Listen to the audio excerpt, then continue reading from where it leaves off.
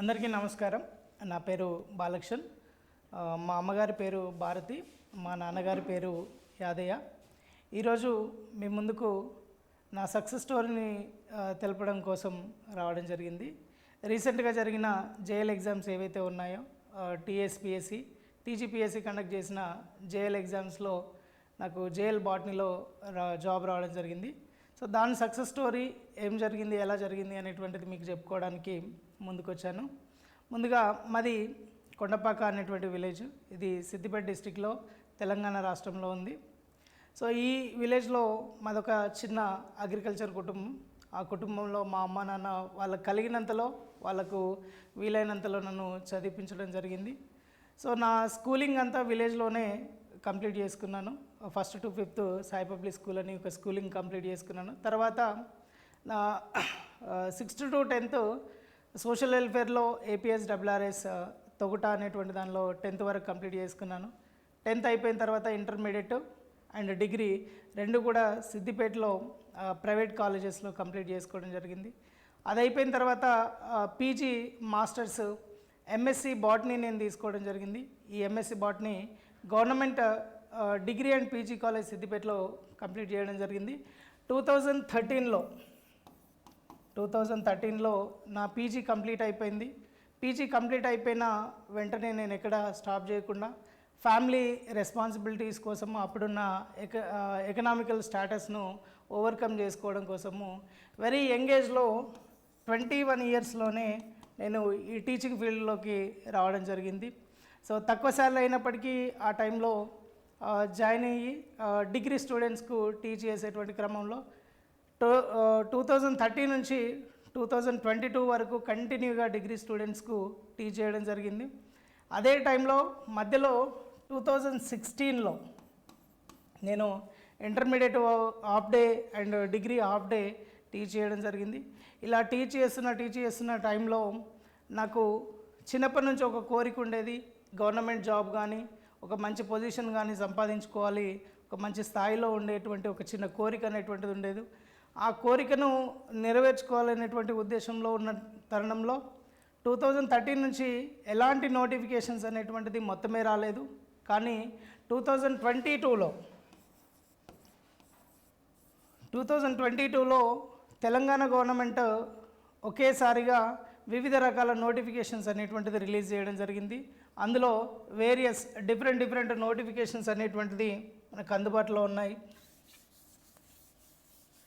So వాటిలో ముఖ్యంగా మెయిన్గా తీసుకున్నట్టయితే ఫస్ట్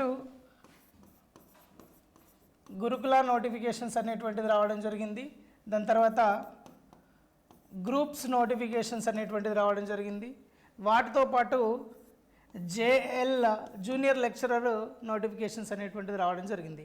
ఈ గురుకుల నోటిఫికేషన్ లోపల టీజీటీ, పీజీటీ, జేఎల్, డిఎల్ అనేటువంటి నోటిఫికేషన్స్ వచ్చినాయి. గ్రూప్ లోపల గ్రూప్ 2, గ్రూప్ 4 అనేటువంటి నోటిఫికేషను, దాని తర్వాత జేఎల్ నోటిఫికేషన్స్ మెయిన్గా వచ్చినాయి. అయితే అన్ని నోటిఫికేషన్స్ ఒకేసారి రావడంతో ఏది చదవాలి, ఎలా చదవాలి అనేటువంటిది ఒక కన్ఫ్యూజన్ అనేటువంటిది నాలో మొదలైంది. ఏదేమైనప్పటికీ నేను చెప్తుంది టీచింగ్ పొజిషన్ కాబట్టి గ్రూప్స్ వైపు కాకుండా టీచింగ్ వైపుకే వెళ్ళాలనేటువంటి ఉద్దేశంతో నేను టీచింగ్ని చూస్ చేసుకోవడం జరిగింది. ఫస్ట్ టైం నేను గురుకులకు ప్రిపరేషన్ స్టార్ట్ చేద్దాం అనుకున్నాను. ఆ గురుకుల ప్రిపరేషన్లో భాగంగానే గురుకులకు సంబంధించినటువంటి ఏదైతే ప్రిపరేషన్ కోసమో నేను కంప్లీట్గా టీచింగ్ అనేటువంటిది స్టాప్ చేయడం జరిగింది కంప్లీట్గా. ఎందుకంటే జాబ్ రావాలి, ఒక మంచి పొజిషన్ అనేటువంటిది ఉండాలి అనేటువంటి ఉద్దేశంతో నేను టీచింగ్ను వదిలేసి ప్రిపరేషన్ వైపుకు రావడం జరిగింది. సో ఎప్పుడైతే ప్రిపరేషన్కి వచ్చానో అంతవరకు టీచింగ్ చేస్తూ ఒకేసారి ప్రిపరేషన్కి రావాలనే చిన్న టెన్షన్ అనేటువంటిది మొదలైంది. నేను ఎలా చదవగలుగుతాను, ఈ సక్సీడ్ అవుతానా లేదా అనేటువంటి చిన్న టెన్షన్ ఉన్నాయి. అయినప్పటికీ కూడా కొంచెము స్ట్రాంగ్గా డిసైడ్ అయిపోయి ఏదైతే ప్రిపరేషన్ అనేటువంటిది స్టార్ట్ చేసేసాను. ఆ ప్రిపరేషన్ చేసేటువంటి క్రమంలో ఫస్ట్గా మెయిన్గా గురుకుల పైన ఫోకస్ చేసుకున్నాను. ఈ గురుకులలో ఏదైతే టీచింగ్ మెథడ్స్ అనేటువంటివి ఉంటాయో, దాని తర్వాత కంటెంట్ ఉంటాయో వాటి గురించి బాగా చదువుతూ ఉన్నటువంటి క్రమంలో అవి టఫ్గా ఉన్నప్పటికీ చదువుతూ రోజు కొంచెం చదువుతూ ఉండేటువంటి టైంలో all of sudden one day ఏమైందంటే మా brother and one of the colleague Venu sir అనేటువంటి వ్యక్తి ఉండే. Venu sir it's a very helpful me. So Venu sir నాకేం సజెషన్ చేశారంటే, నువ్వు గురుకుల కాదు జేఎల్ వైపుకి వచ్చేసేయి, టీజీపీఎస్సీ కండక్ట్ చేసేటువంటి జేఎల్ వైపుకి వచ్చేసేయి, ఆ జేఎల్కు ఒక మంచి కోచింగ్ తీసుకో, ఆ కోచింగ్ ద్వారా నువ్వు నీ లైఫ్ను మంచి జాబ్ పొజిషన్కి రావచ్చని నన్ను టర్న్ చేయడం జరిగింది. సో జేఎల్ ప్రిపరేషన్కు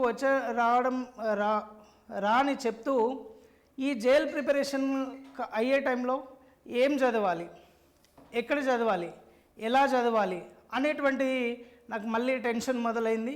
అదే టైంలో ఎట్ ద సేమ్ టైం అక్కడ నాకు వేణు సార్ ఏం చేశారంటే, Chandu biology, so Venu sir నాకు ఏం సజెషన్ చేశాడంటే, చందు బయాలజీస్ అనేటువంటి ఒక ఆన్లైన్ కోచింగ్ అనేటువంటిది స్టార్ట్ అయింది, నువ్వు ఆ ఆన్లైన్ కోచింగ్ తీసుకో అని నన్ను సజెస్ట్ చేయడం జరిగింది. సో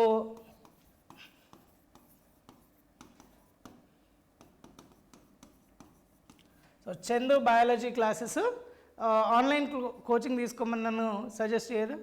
ఎప్పుడైతే నేను చందు బయాలజీ ఆన్లైన్ క్లాసెస్ తీసుకోమని సజెషన్ చేశాడో అప్పుడు నేను వెంటనే సెర్చ్ చేయడం జరిగింది. వేరియస్ సోర్సెస్ ద్వారా చందు బయాలజీ క్లాసెస్లో నేను సెర్చ్ చేయడం జరిగింది. అప్పటికే నేను ప్రిపరేషన్ స్టార్ట్ చేసేటువంటి టైంకే చందు బయాలజీ క్లాసెస్ స్టార్ట్ అయినాయి. అప్పటికి 1 మంత్ అయిపోయింది. కొంచెం లేట్ అయినప్పటికీ నేను జాయిన్ కావడం జరిగింది. ఈ చందు బయాలజీ క్లాసెస్ నా కంప్లీట్ ఈ జర్నీలో ఈ జేఎల్ రావడంలో ఒక ముఖ్యమైనటువంటి పాత్ర చందు బయాలజీ క్లాసెస్గా నేను చెప్పుకుంటాను.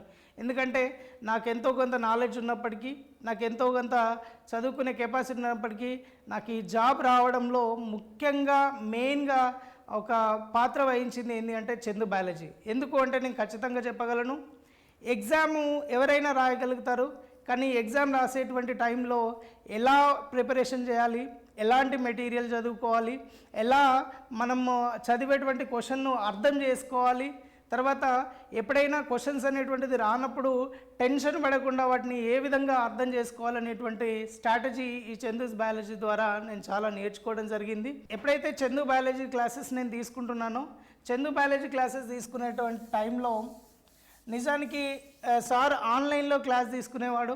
ఆన్లైన్లో సార్ క్లాస్ తీసుకునేటప్పుడు చదవడం కానీ లేకపోతే ఆన్లైన్ క్లాస్ అటెండ్ కావడం కానీ నాకు వీలు కాకపోతుండే. ఎందుకంటే ఇంటి దగ్గరనే ఉంటూ ప్రిపరేషన్ చేయడం ద్వారా ఇంట్లో ఫ్యామిలీ వర్క్స్ చేసుకోవడము, ఎట్ ద సేమ్ టైం చిన్న చిన్న అగ్రికల్చర్ వర్క్ చేసుకోవడం అనేటువంటిది 2 చేసుకోవడం, డే టైంలో చదువుకోవడం అసలే పాసిబుల్ కాకపోతుండే. కానీ ఎక్కువ నేను ఎర్లీ మార్నింగ్ టైంలో, నైట్ టైంలో చదువుకోవడం అనేటువంటిది ఎక్కువ యూజ్ చేసుకున్నాను.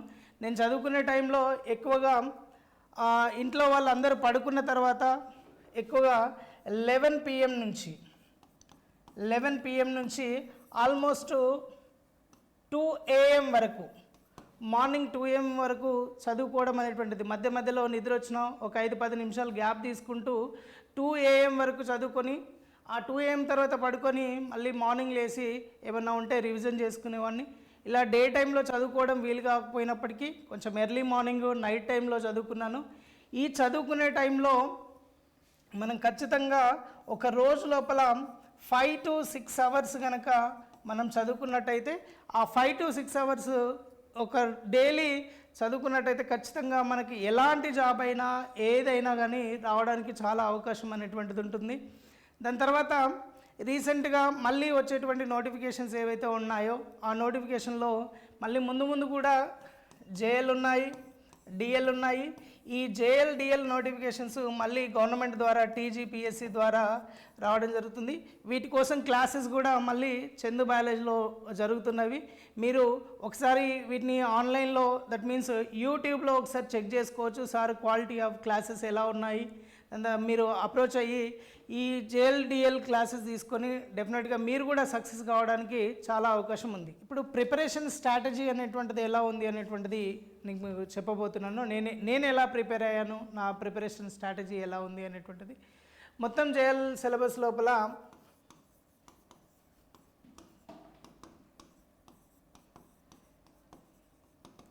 ఈ ప్రిపరేషన్ స్ట్రాటజీ ఏదైతే ఉందో, ప్రిపరేషన్ స్ట్రాటజీలో బాటనీలో 10 చాప్టర్స్ ఉంటుండే.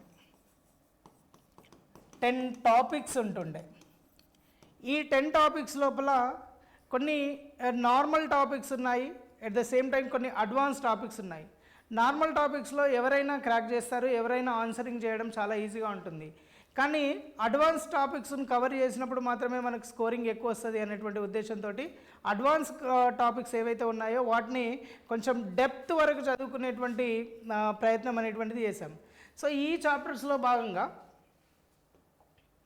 మాకు జనరల్గా core botany at the same time advance technology, advance botany అనేటువంటి టాపిక్స్లో కోర్ బాటనీ లోపల జనరల్గా లోవర్ ప్లాంట్స్,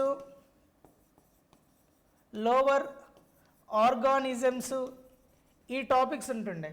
ఇందులో ఫస్ట్ ఆఫ్ ఆల్ మైక్రోబయాలజీ అనేటువంటి టాపిక్స్, లోవర్ ఆర్గానిజమ్స్లో మైక్రోబయాలజీలో మనం ఎప్పుడూ చదువుకునేటువంటి బాటనీ, బ్యాక్టీరియా, వైరస్ అనేటువంటి టాపిక్స్. దాని తర్వాత కొంచెం లోవర్ ఆల్గే, ఫంగీ అనేటువంటి ఆర్గానిజమ్స్ గురించి ఇందులో స్టడీ చేయడం జరిగింది.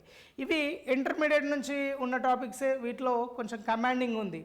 కానీ ఎప్పుడైతే కొంచెం అడ్వాన్స్ టాపిక్స్ అనేటువంటి ఉన్నాయో, అడ్వాన్స్ టాపిక్స్లో మనకు సెల్ బయాలజీ, తర్వాత బయోటెక్నాలజీ, తర్వాత molecular biology, biochemistry, genetics and very important tissue culture, ఇలాంటి టాపిక్స్ అనేటువంటిది అడ్వాన్స్ టాపిక్స్ ఉంటాయి. ఇవి చదివేట టైంలో కంపల్సరీ ఫస్ట్ క్లాస్ అటెంప్ట్ చేసేవాడిని. ఎప్పుడైతే క్లాస్ జరుగుతుందో ఆ క్లాస్ను అటెంప్ట్ చేసి క్లాస్ను జాగ్రత్తగా వినేవాడిని. ఈ క్లాస్ అటెంప్ట్ చేసిన తర్వాత వెంటనే సార్ మాకు ఆ చందు బయాలజీ నుంచి పీపీటీస్ పంపించేవాళ్ళు. ఈ పీపీటీస్ ఏవైతే ఉన్నాయో ఆ పీపీటీస్ను ఒకసారి రివ్యూ చేసుకున్న తర్వాత దెన్ ఈ స్టడీ మెటీరియల్ ప్రొవైడ్ చేశారు. ఎట్ ద సేమ్ టైం ఆ స్టడీ మెటీరియల్ ఏవైతే ఉన్నాయో మెటీరియల్ను చదువుకున్నాం. ఎప్పుడైతే ఫస్ట్ క్లాసులు వినేవాళ్ళం, క్లాసులు విన్న తర్వాత పీపీటీస్, ఆ పీపీటీస్ తర్వాత స్టడీ మెటీరియల్ను చదువుకున్న తర్వాత వెంటనే మేము అదే రోజు ఈవినింగ్లో లేకపోతే నైట్ వరకు ఏం చేసేవాళ్ళంటే ఎంసీక్యూస్ ప్రాక్టీస్ చేసేవాళ్ళం. ఇక్కడ సార్ మాకు చెప్పింది ఏంటంటే ఎంత ఎక్కువ ఎంసీక్యూస్ ప్రాక్టీస్ చేస్తే మనకు అంత కమాండింగ్ అనేటువంటిది వస్తుందని చెప్పారు. అదే స్ట్రాటజీ మేము ఫాలో అయ్యేవాళ్ళం, అదేవిధంగా ఎంసీక్యూస్ మేము ప్రాక్టీస్ చేసేవాళ్ళం. ఎంసీక్యూస్ ప్రాక్టీస్ చేసేటువంటి టైంలో ఎక్కడైనా ఎంసీక్యూస్ ప్రాక్టీస్ అయిపోయిన తర్వాత ఫర్ ఎగ్జాంపుల్ ఒక రోజులో 50 క్వశ్చన్స్కు ఎంసీక్యూస్ కండక్ట్ చేస్తే అందులో మ్యాక్సిమం మాకు 40 to 45 లేకపోతే వెరీ లీస్ట్ కేసులో 40 మార్క్స్, 40 క్వశ్చన్స్ని సక్సెస్ఫుల్గా అటెంప్ట్ చేసేవాళ్ళం. ఈ రిమైనింగ్ 10 క్వశ్చన్స్ ఏవైతే ఉన్నాయో లేకపోతే 5 క్వశ్చన్స్ ఏవైతే ఉన్నాయో అలాంటి క్వశ్చన్స్ కనుక ఎగ్జామ్లో వస్తే ఎలా క్రాక్ చేయాలనేటువంటి దాని గురించి మాకు ఖచ్చితంగా మళ్ళీ రివ్యూ క్లాస్ ఉంటుండే. ఈ రివ్యూ క్లాస్ లోపల క్వశ్చన్ని ఎలా అర్థం చేసుకోవాలి, దాని తర్వాత అర్థం చేసుకున్న తర్వాత ఆన్సరింగ్ ఎలా చేయాలనేటువంటి ఎక్స్ప్లెనేషన్ ఉంటుండే. ఇట్లా కంటిన్యూగా మా ప్రిపరేషన్ అనేటువంటిది ఒక 4 months ఈ సిలబస్ పైన జరిగేటువంటి టైంలో 4 months కంటిన్యూస్గా చదువుతుంటే ఫైనల్గా మా స్టడీ, సార్ ప్రోత్సాహము, సార్ యొక్క టీచింగు, దీని ద్వారా మాకు ఈ జేఎల్ రావడానికి చాలా హెల్ప్ అయింది. దీనికోసం మాకు ఈ క్లాసెస్ చెప్పిన చందు బాలాజీ సార్కు చాలా thanks, very thankful to him.